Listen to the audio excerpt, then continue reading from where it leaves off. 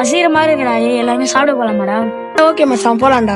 காசு போலாம்னா எப்படி போறது? காசு எடுங்கல்ல அப்புறம். காசு கொடுறாரு. காசு இந்தாடா.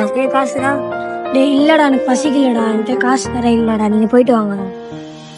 ஓகேடா சரி, நாங்க போய் சாப்பிட்டு வந்துடுறோம், நீ வெயிட் பண்ணு.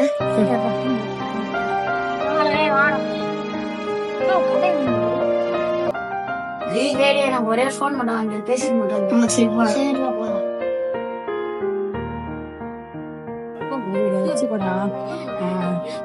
நான் கொடுத்தது என்கிட்ட சொல்லாத. இப்ப நான் போறேன், அப்படியே பின்னாடி ஓகே?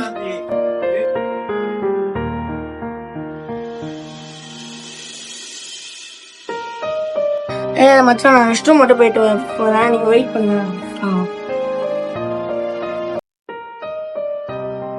ஆயிரம் இருந்தாலும் என் நண்பன்டா, நான் காசு கொடுத்தது யார்கிட்ட சொல்றாங்க.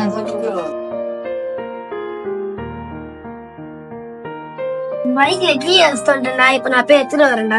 சரி வந்து சாப்பிடறதுக்கு எனக்கு மனசு வரலடா.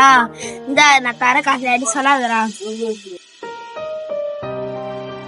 லைஃப்ல எல்லா உறவுமே கிடைச்சிரும் நமக்கு. அம்மா அப்பா மனைவி குழந்தைங்க எல்லாமே கிடைக்கும். ஆனால் ஒரு நல்ல நண்பன் கிடைக்கவே மாட்டான்.